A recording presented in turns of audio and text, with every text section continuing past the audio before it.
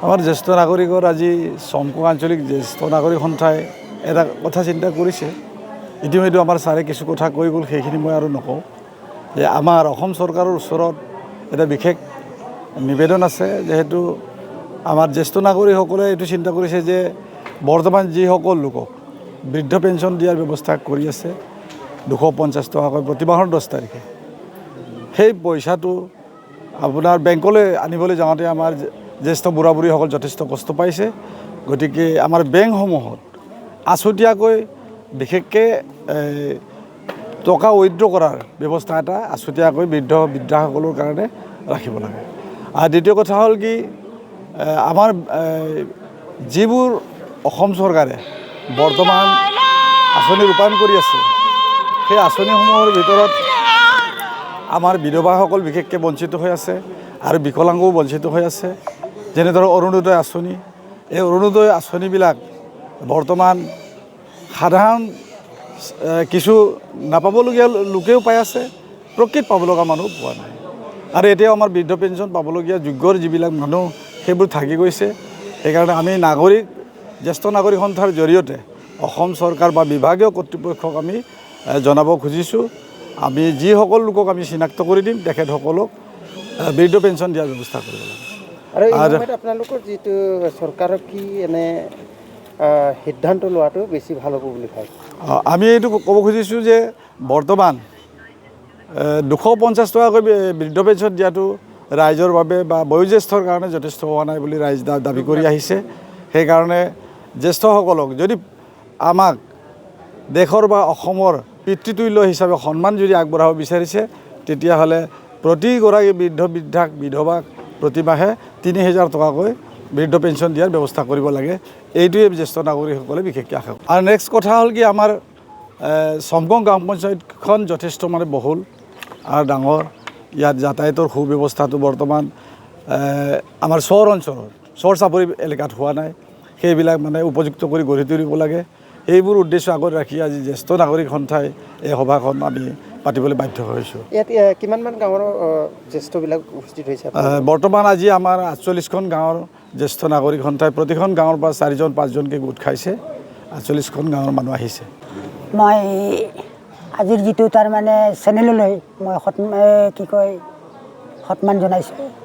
যেনক অংকটো এইটোৱে আছে যে চমকং গাঁও পঞ্চায়তখন আজি প্ৰায় 1950 চনৰ আগৰ পৰাই ইয়াত বসবাস কৰি থকা, প্ৰায় ইয়াত 60খনমান গাঁও, সৰু বৰ গাঁও আজি ইয়াত আছে।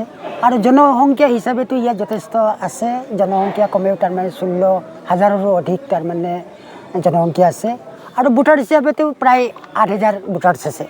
তো এই ভোটাৰ্ছ ৰাইজে আজি জ্যেষ্ঠ নাগৰিকসকলে আজি চিন্তা চৰ্চা একটা কৰিছে যে ইমান ডাঙৰ এটা বিশাল বান গৰা খহনীয়া আৰু বিধ্বস্তকাৰী অঞ্চলৰ ইয়াত থকা মানুহসকলৰ এনেকুৱা এটা প্ৰব্লেম হৈছে যে ইয়াত এটা মেডিকেল, একটা জনসংখ্যা গাঁথনিত এটা মেডিকেল এটা হ'ব লাগে বুলি তেখেতসকলে উত্থাপন কৰিছে।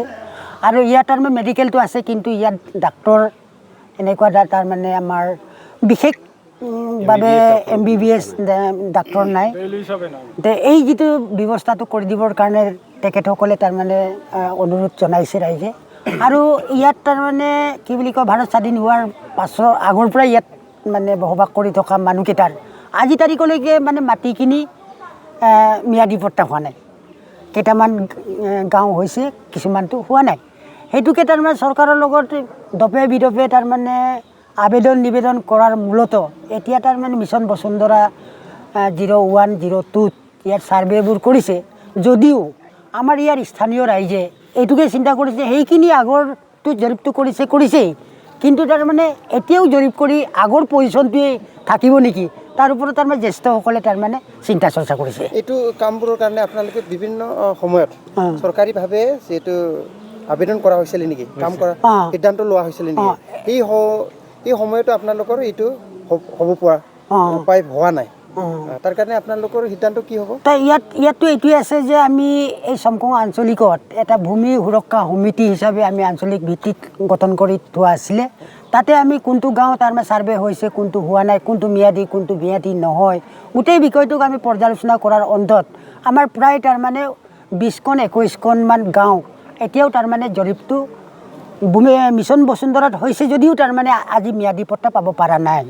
সেইটোৰ কাৰণে সেই বিষয়টোক লৈ তাৰমানে বিভিন্ন ধৰণে আমাৰ চাৰ্কল অফিচাৰ আৰু আমাৰ কি কয় জৰীপ যিটো ডিপাৰ্টমেণ্টৰ আমাৰ কমিশ্যনাৰৰ লগতো আলাপ আলোচনা কৰি অলৰেডি সিহঁতে পঠিয়াই দিছে, সিহঁতে গাঁৱত ছাৰ্ভেবোৰ চলি আছে। কিন্তু এটা আমাৰ জ্যেষ্ঠ নাগৰিকসকলে এটা চিন্তা চৰ্চা এটা কৰি আছে যে এই আগৰ জৰীপৰ নিচিনাই জৰীপ কৰি পেলাই মাটিটো ম্যাদী নহ'ব নেকি, তাৰ কাৰণে তাৰমানে সিহঁতে শংকিত হৈছে। তাৰ কাৰণে আমি তাৰমানে বিভাগীয় কৰ্তৃপক্ষক আমি অনুৰোধ জনাব বিচাৰিম যাতে তাৰমানে সোনকালে জৰীপ কৰি মেলি ম্যাদীৰ ব্যৱস্থাটো যাতে কৰি দিয়ে। সেই আৰু অসম চৰকাৰলৈও তাৰমানে সিহঁতৰ জ্যেষ্ঠ নাগৰিক সন্থাই তাৰমানে কি কৰিছে, এটা আবেদন এটা কৰিছে অলপ সোনকালে কৰি দিলে মানে ভাল হয় বুলি। এইটো নোহোৱাৰ যি আঁৰত চৰকাৰৰ কিছু অৱহেলা বুলি ভাবে নেকি আপুনি?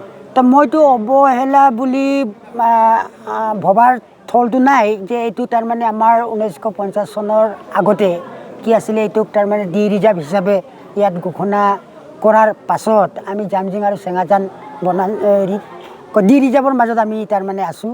এই ডি ৰিজাৰ্ভৰ পাছত এইটোক মুকলি কৰিবৰ কাৰণে আমি ৰাইজে আলাপ আলোচনা কৰি মেলি কেনেকৈ তাৰমানে এইটোক আমাৰ ৰেভিনিউলৈকে হেৰি কৰিব পাৰিম, তাৰ ওপৰত বেছ কৰি আমি বিভিন্ন ধৰণৰ পদক্ষেপ গ্ৰহণ কৰিছোঁ। এই গ্ৰহণ কৰাটো তাৰমানে যেনেধৰণে কৰ্তকীয়া হ'ব লাগে এনেকৈ হোৱা নাই বুলি মই ভাবোঁ। আৰু আজিৰ সভাখন মই আহ্বান কৰা হয়, মই এই চমকং গাঁও পঞ্চায়ত অন্তৰ্গত আঞ্চলিক জ্যেষ্ঠ চমকং জ্যেষ্ঠ নাগৰিক সন্থা বুলি আছে, নামাকৰণ কৰা আছে। এইটো 2012 চনতে মানে গঠন কৰা হয়। ৰাইজে সৰ্বতো প্ৰকাৰে উন্নয়নমূলক আঁচনিবিলাক ৰূপায়ণৰ ক্ষেত্ৰত চৰকাৰৰ পৰা পাব বুলি আশা কৰি সিহঁতে মোক ছেক্ৰেটাৰী হিচাপে বহুত আপত্তি বিপত্তি কৰে। সেইমতে মই যোগাযোগ কৰিছোঁ আপোনাৰ আমাৰ ডিষ্ট্ৰিক্ট লেভেলত, কিন্তু এতিয়ালৈকে এইবিলাক কোনো কাৰ্যকৰী কৰা হোৱা নাই। আৰু মই ছেক্ৰেটাৰী হিচাপে, সম্পাদক হিচাপে যিটো ভাবোঁ, মোৰ মতে এই বৃদ্ধ পেঞ্চনৰ হেৰিটো একেবাৰে নগণ্য। গতিকে চৰকাৰে কিছু বঢ়াই দিলে মই ভাল পাম আৰু সমাজখনো অলপ উন্নত হ'ব। আৰু এই তেখেতসকলে যিবিলাক কৈছে সেইবিলাক সঁচা কথা, মোৰ হাইকাতে কৈছে যেতিয়া মই মানে বিশ্বাস কৰোঁ। গতিকে মই বেছি বহলাই ক'বলৈও নাই।